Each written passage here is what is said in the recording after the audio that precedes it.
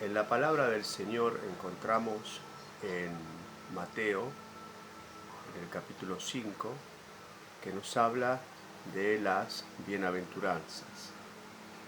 Es un pasaje que contiene allí unas promesas hermosas para todos aquellos que decidimos creer en el Señor. En Mateo, en el capítulo 16, encontramos la famosa confesión de Pedro. Cuando el Señor le pregunta a los discípulos, ¿qué dicen las personas? ¿Qué dicen las personas? ¿Qué dice la gente? ¿Quién soy yo? Y Jesús, en ese diálogo que comienza con sus discípulos, entonces empiezan a hablar de este tema tan importante que sin duda el Señor quería saber, a ver qué respuesta le daban. Entonces, bueno, ustedes lo van a comprobar ahí en Mateo 16, desde el versículo 13, desde el versículo 13. Y dicen ellos, bueno, algunos dicen que sos Juan el Bautista, otros dicen que sos Elías, otros dicen que sos Jeremías o algún otro profeta. Y Jesús les dice, ¿y ustedes qué dicen? ¿Quién soy yo para ustedes? A esta altura ellos ya habían visto muchas cosas del Señor, muchísimas cosas, milagros que ya empiezan a formar parte de esas cosas hasta misteriosas, como más adelante lo vamos a ver y lo vamos a leer y escuchar de boca de Pablo cuando Pablo habla de los misterios, cosas difíciles de explicar humanamente, pero ellos ahí estaban viviéndolas, como la alimentación de esos miles de personas, como las sanidades de Jesús, las palabras de Jesús tan poderosas, tan profundas, palabras que te hacen pensar. Y respecto a la confesión de Pedro dice, tú eres el Cristo, ¿no?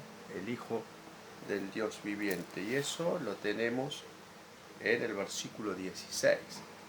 Tú eres el Cristo, el Hijo del Dios viviente. Es muy importante este tema, da para mucho, lógicamente, para una gran charla, pero lo importante es la respuesta. Todo es importante, pero la respuesta de Jesús es muy profunda. Respecto a esto, bienaventurado eres, Simón, hijo de Jonás, porque no te lo reveló carne ni sangre, sino mi Padre que está en los cielos. Comencé diciendo que en el capítulo 5 vemos las bienaventuranzas. El estado de bienaventurado, ser un bienaventurado, ser un dichoso, es un estado en la persona que supera el estado de la felicidad. Es decir, es mucho más que la felicidad. Cuando usted habla con otras personas o usted mismo se toma un tiempo para la meditación, para reflexionar, ¿quién no ha dicho y sigue diciendo, y me gustaría ser feliz, la felicidad en mí y en mi familia? Bueno, hermano, el ser bienaventurado es un estado que supera la felicidad. Y Jesús le está diciendo aquí a Pedro, bienaventurado eres, Pedro. Y esta palabra es para todos nosotros. Somos bienaventurados.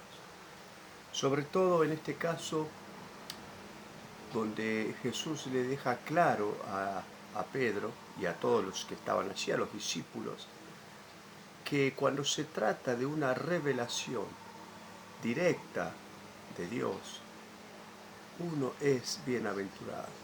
Y nosotros tenemos la revelación de Dios en su palabra. La tenemos. Lógicamente que tenemos que conocerla, estudiarla, como dice la misma palabra, escudriñar, estudiar las escrituras, conocerla. Pero ese es el lugar que nos da el Señor a aquellos que decidimos creer en Él. Somos bienaventurados. Pedro es un bienaventurado y todos los que creen en el Señor. Ojo, Jesús le está diciendo, no sos bienaventurado, o esto que dijiste no te lo reveló cualquiera, ni sangre, ni carne, no. Esto es una revelación de parte de Dios. Porque no hay manera que estas cosas, dice Jesús, no se sabe esto si no es revelado por Dios mismo. Cuando ustedes siguen leyendo este capítulo 16, van a ver que en el versículo 30 Jesús les pide que a nadie digan que Él es el Cristo. Y les empieza entonces a decir que le va a ser necesario padecer y todo lo que se aproxima. Es un pasaje muy importante, mucho se darán cuenta para reflexionar. Pero tomemos esto, hermano. Claro que es importante el estudio de la palabra, es sumamente importante, pero si no hay revelación de Dios, solamente será una mera guardar información y nada más.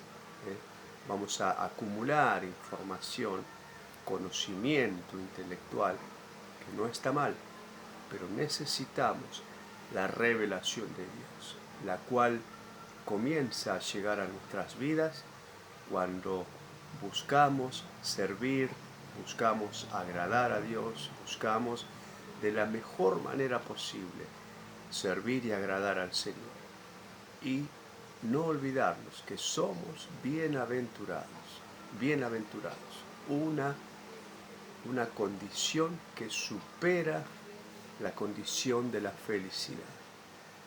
Tenemos muchísimos motivos para estar agradecidos al Señor. Y yo les animo a que nos tomemos un tiempo de oración, alabando al Señor, agradeciéndole por esta condición en la que Él nos pone.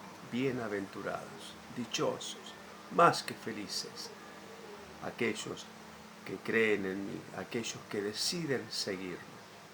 Pedro responde a la pregunta de Jesús: ustedes, ¿quién dicen que soy yo? Ustedes, mis hermanos, ¿quién dicen que es Jesús? Jesús les ama, el Señor nos ama nuestro país, ama la iglesia, nos ama a cada uno de nosotros y Él nos revela su palabra. Les animo a orar por tantos motivos que tenemos en esta semana, en estos días. Les animo a orar por la salud de muchos hermanos, a orar que oremos por la situación económica de todo nuestro pueblo y de los hermanos en nuestras iglesias de manera especial, aquellos que se está haciendo más cuesta arriba, ¿no es cierto? La situación que se está viviendo es muy difícil, ustedes lo saben, hay muchas personas que la están pasando mal. Es necesario que nosotros apoyemos. Tenemos la posibilidad de ayudar y de apoyar con la oración. Solamente tomándonos un tiempo para orar por todas esas personas. Muchos de ellos conocidos nuestros, otros no tanto. Tomémonos un tiempo para orar, hermanos. Sepamos que la oración mueve montañas, no es solamente una ilustración. La oración mueve montañas. Somos bienaventurados, somos más que felices, somos dichosos. Dios les bendiga. Tómense un tiempo de oración. y sigamos así firmes en el Señor. Muchas bendiciones.